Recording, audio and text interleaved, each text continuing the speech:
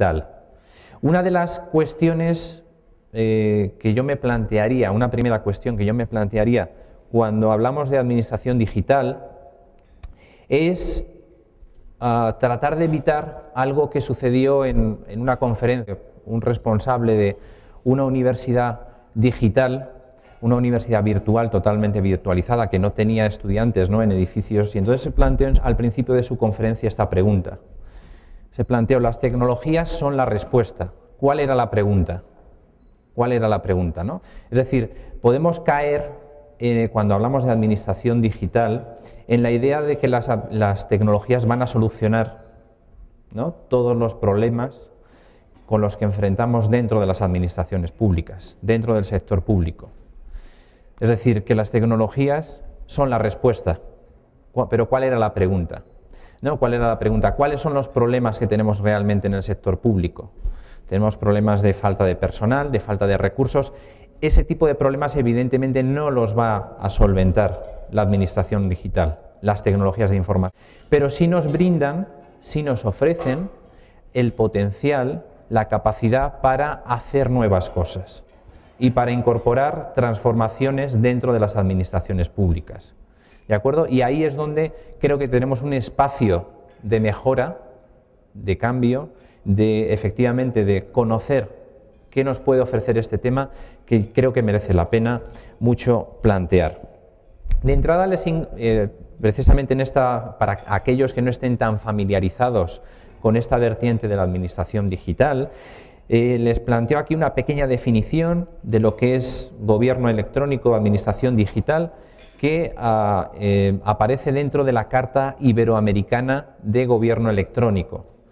Es una carta que está aprobada también por el gobierno de El Salvador, ¿de acuerdo? Y que se aprobó en el año 2007 en una conferencia de primeros ministros en Chile, y plantea varias cosas en torno a las tecnologías de información dentro de las administraciones públicas. Se plantea que las TIC, las tecnologías de información y comunicación dentro de las administraciones públicas, pueden facilitar, como ven ahí, digamos, la información, los servicios, para orientarse a una mejora de la eficiencia, de la eficacia, para mejorar la gestión pública y, por supuesto, para incrementar la transparencia y la participación de los ciudadanos. Es decir, que, como ven, en la Carta Iberoamericana de Gobierno Electrónico se plantea una visión amplia sobre el potencial que tienen las tecnologías dentro del sector público. No solo para mejorar la eficiencia de la gestión, sino también para lograr una mayor participación de los ciudadanos y para también alcanzar una mayor transparencia administrativa.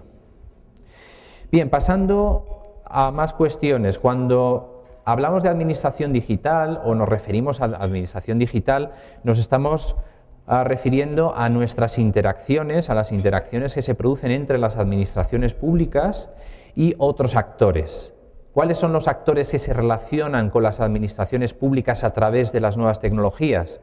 Pues fundamentalmente los ciudadanos, sin duda, pero también son muy importantes las empresas y también son muy importantes otras administraciones públicas que pueden interaccionar con nosotros a través de la utilización de tecnologías de información. Vamos digamos, a profundizar en esta vertiente un poquito más a continuación.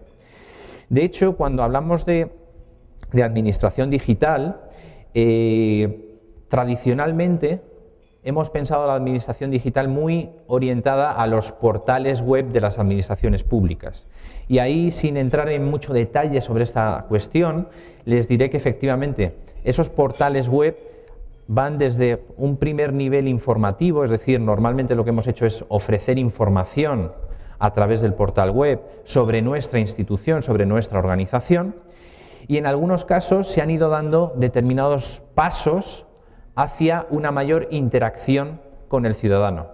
Y de hecho, cada vez a nivel internacional, digamos, el objetivo, la orientación es alcanzar, digamos, una transacción con el ciudadano, que podamos hacer trámites con el ciudadano completamente digitalizados. Es decir, que podamos pagar nuestros impuestos a través de un portal web del Ministerio de Hacienda, o que podamos hacer un certificado y lo podamos conseguir a través de medios telemáticos.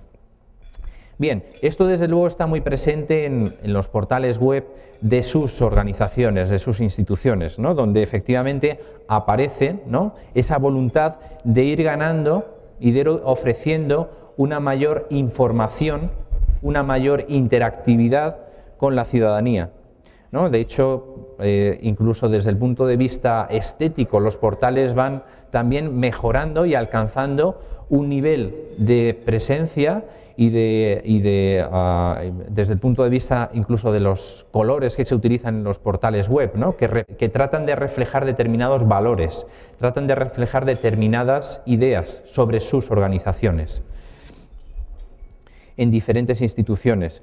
Y de hecho, como ya les digo, efectivamente, como ya les planteo, la orientación es progresivamente a conseguir que se puedan hacer trámites a través de estos medios telemáticos, trámites que permitan una transacción, ¿no?, desde el pago de, como les planteaba, el pago de tributos, es decir, conocer cómo está el pago de mis tributos, o cuando inicio un trámite con la administración, cuál es la situación de mi expediente administrativo, que lo podamos conseguir consultar a través del portal web. Por supuesto, también aspectos como las compras públicas, experiencias como Comprasal, es decir, la posibilidad de que las compras que realizan las administraciones públicas se realicen a través de Internet, es decir, que las empresas puedan, digamos, vender al Estado a través de la utilización de tecnologías de información, generando unos ahorros de costes muy importantes, no solamente en papeleo, en burocracia, sino también a través de la posibilidad de que haya más empresas que puedan participar de este tipo de procesos de compras públicas, ¿de acuerdo? Es decir, que haya más proveedores que puedan participar en un concurso público, por ejemplo, y esto que lo podamos hacer a través de tecnologías de información y que lo podamos hacer a través de portales web. Bien, ustedes me plantearán, bien, efectivamente estamos viendo que efectivamente en el caso de El Salvador, digamos, hay experiencias interesantes. ¿Cómo nos posicionamos como país en referencia al contexto en el que se ubica El Salvador? Aquí les voy a ofrecer unos datos en primicia. No sé si creo que se está grabando el conversatorio, pero les voy a ofrecer unos datos en primicia de una investigación, de un estudio que he realizado sobre, digamos, el conjunto de los países de América Latina y el desarrollo de la administración electrónica, la administración digital dentro del ámbito de todo el continente. Por una parte y por otra parte vamos a utilizar unos datos de Naciones Unidas que ofrece de cara a conocer cuál es el nivel de desarrollo, de evolución de la administración digital en el conjunto de los países del mundo. Bien, estos datos, ¿qué nos dicen? Yo les voy a plantear, yo sé que por cierto, no les he dicho que buen provecho, y lo tenía que haber dicho inicialmente, sé que están tomando su desayuno y no les quiero aburrir con datos, pero sí que les voy a dar algunas notas importantes sobre efectivamente dónde estamos como país en referencia a otros contextos. Me van a perdonar que esté la transparencia en inglés, los conceptos, pero yo se lo voy traduciendo sin ningún problema. Esta primera transparencia nos muestra cuál es digamos, el volumen de usuarios de Internet en las diferentes regiones del mundo. Y lo que podemos observar aquí, yo les voy a dar un resumen rápido, ¿no?, de estos datos. Lo que podemos observar aquí es que en el caso de Latinoamérica, la media de penetración de Internet en el conjunto de la región se sitúa en torno al 36%, en términos de cuántas personas dentro del ámbito latinoamericano utilizan a día de hoy Internet, en torno al 36%. Eso comparativamente, lógicamente, nos encontramos el caso extremo de Norteamérica, donde casi el 80% de la población accede a Internet regularmente, ¿de acuerdo? Pero lo importante aquí de este dato es la tasa de crecimiento que se ha producido durante los últimos años. Y la región latinoamericana es una de las más digamos, pujantes, de las que ha crecido más durante los últimos años, en comparación con otras regiones del mundo. Es decir, que en el caso de Latinoamérica se está produciendo una emergencia, una incorporación en los últimos años de cada vez más personas en la utilización de tecnologías de información. Este es un primer dato relevante. Si nos vamos de forma más concreta a la realidad de cada uno de los países latinoamericanos y a la realidad específica de El Salvador, ¿qué cosas o qué puntos yo subrayaría que para mí son importantes de cara a pensar, como usted en su caso como responsables de instituciones, de organizaciones, de cara a pensar qué deberíamos hacer en torno al uso de Internet dentro de nuestro país? En el caso de El Salvador, como pueden observar, aquí podemos ver efectivamente que la penetración de Internet en el caso de este país se sitúa en torno del país al 17%, ¿de acuerdo?, de la población. ¿Qué más cuestiones podemos observar? Es decir, que en torno con datos de 2011, ¿de acuerdo?, en torno al 17% de la población, muy bien, en torno al 17% de la población, ¿de acuerdo? Por otra parte, hay una cuestión muy importante, es decir, el número de suscriptores de Facebook dentro del país es muy elevado, y esto nos da una idea muy interesante sobre qué tipo de usos le dan los ciudadanos a las tecnologías de información. En el caso de Latinoamérica nos encontramos con la región que utiliza de forma más intensa las redes sociales de todo el mundo. Latinoamérica es la región donde se están utilizando las redes sociales de una forma más intensa en todo el mundo, ¿de acuerdo? Y El Salvador no se queda atrás. En ese sentido, este es un primer dato a tener en cuenta, y esto se lo planteo porque es importante. Todavía hay una parte importante de la sociedad que no ha accedido a Internet, es decir, que tenemos casi el 80% de la población que no ha accedido a Internet, pero ya nos encontramos con en torno al 20% de nuestra población que está accediendo al potencial que tienen las nuevas tecnologías.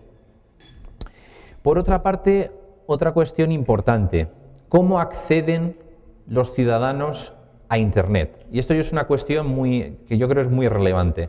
Aquí les planteo datos justamente sobre el porcentaje de usuarios de computadoras. Y lo que observamos es que en el caso de El Salvador, en torno al 11% de la población tiene acceso a una computadora personal.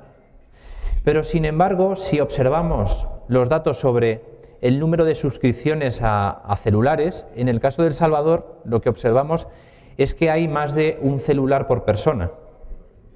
Hay más de un celular por persona.